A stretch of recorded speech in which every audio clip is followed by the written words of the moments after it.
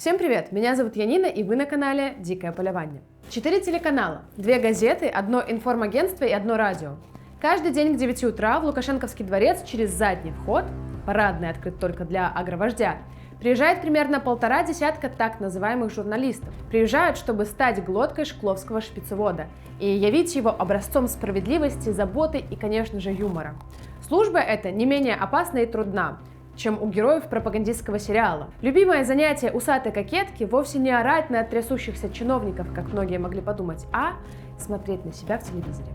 И если придирчивому таракану покажется, что слуги неправильно трактовали смысл очередного бреда или пустили в эфир ту его часть, которую не должны были, или, упаси боже, в попыхах поставили кадр с лысиной, их ожидает бан.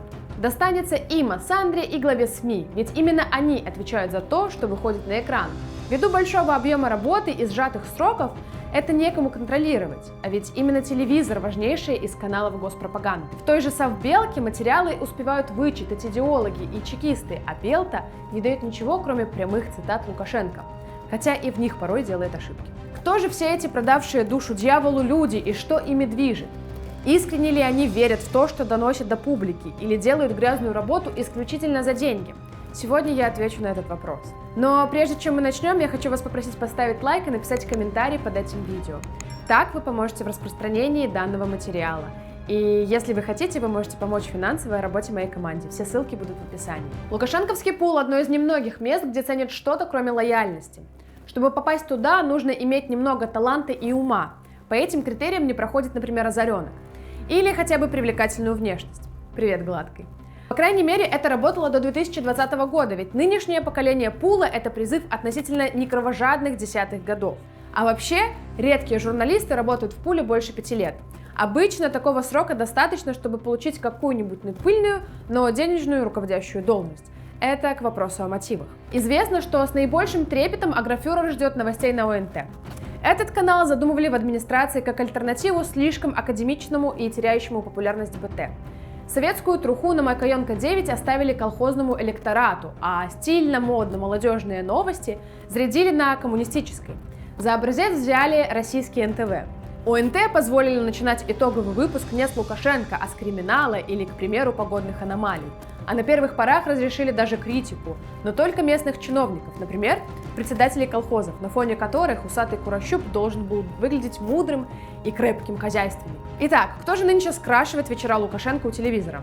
Про карьериста Тура мы уже рассказывали, ему вообще все равно. На кого работать, хоть на Лукашенко, хоть на Кадырова, он и мать родную продаст, вопрос лишь в цене. Любопытные персонажи, которые некогда вместе делали передачу «Двое из дворца» – Анна Пыш и Наталья Стельмах. Пыш пробилась в новости из самых низов программы «Наше утро». Чтобы было понятно, сюжеты там фактически за бесплатно снимают студенты. Про Анну говорят, что ради карьеры она готова на все, в том числе спать с кем угодно, если это поможет пробиться. Впрочем, и таланта рассказывать красивыми словами про обосранных коров у нее не отнять, как и писать про придворную жизнь. Репортажи Пыш так любили во дворце, что доверили ей целую программу в жанре «Заметки на полях», иногда хоккейных. Именно Анна трясет головой в этом знаменитом видео. Здесь нет вирусов никаких. Вот ты же не заметила, что они летают? И я тоже не вижу. Это холодильник. Вообще, «Двое из дворца» задумывались как красивое обрамление Лукашенко. Чем дальше, тем больше он зациклен на молодых женщинах, будто бы их привлекательность и сексуальность передается дряхлеющему колхознику. Вспомните интервью с той же Наили Аскерзаде, с гуляющим по столу шпицем. В пару к умной брюнетке взяли амбициозную, но глупую блондинку. А Наталья Стельмах коллеги отзываются так. Хочет красиво жить, тусоваться на широкую ногу, однако желательно так, чтобы не брать на себя ответственность. С фантазией у нее так же туго, как и с информповодами в стране, где всего один ньюсмейкер. Наташа славится способностью убить даже самую выигрышную тему, а уж посылать ее в командировки зареклись давно. Задора хватает ровно на один сюжет. От каждого следующего появления в эфире тошнит у всех. Обожает совместные репортажи, когда всю самую трудную работу можно спихнуть на соавтора. Покончить с коровниками и нудными совещаниями давно мечтал Анатолий Занкович, но получил должность начальника информационного вещания лишь с приходом Маркова. Новый директор устроил тараканьи бега среди журналистов пула.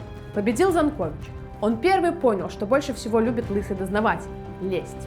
Еще один пуловец – Александр Злобин, классический сексот и доносчик, но его репортажи настолько серы, что и вспомнить нечего. На фоне ОНТ то, что выходит в панораме, тоска и уныние. Сколько бы эксклюзива Массандра не подбрасывала мужу. Ну а СТВ это вообще отстойник для тех, кого не взяли на другие каналы. Еще и времени у них меньше всех. Приключения Солнцеликова должны выйти уже в 19:30. Поэтому спрос со скидкой не только на способности, но и на цейтнот. Вот и работают там не только глашатые, сколько шуты вроде Пустового. Если эти персонажи на виду, то еще одно зло проходит мимо радаров. Первые цитаты лысого колхозника разносит Белта. Чаще всего корреспондент передает по телефону то, что вылетело изо рта Колиного отца. Главный передаст Владимир Матвеев. Фактически это личный корреспондент Лукашенко. Только он наряду с операторами встречает бывшего президента уже у вертолета, в то время как остальная обслуга толпится у палатки с докладом. На Матвеева молятся все. Он везде и ближе всех к телу. Он все запишет так, что никто ничего не упустит. А кому не нужно торопиться в эфир, то есть газеты и радио, просто творчески перепишут сухой кондовый язык советского информбюро. Надо сказать, что в августе 2020 года пул знатно поредел. Но это не значит, что там остались убежденные ябатьки. Наоборот, все понимают и готовы терпеть и поездки по коровникам, и уборку арбузов на грядках лукашенковского огорода, и даже выходные на хоккее. Ведь награда – халявные квартиры и высокие зарплаты. Ябатик, кстати, в пуле презирают. В их понимании это колхоз в самом неприглядном образе. Это то, откуда все они с таким трудом вырвались сами.